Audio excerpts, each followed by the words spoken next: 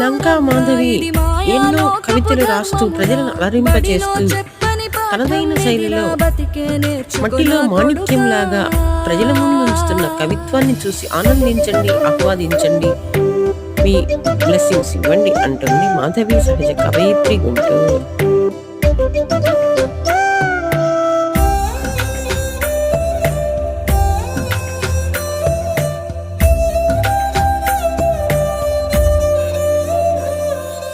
తిడితే వాళ్ళకి తగిలేను, నిన్ను కొట్టిన చేతులు విరిగేను.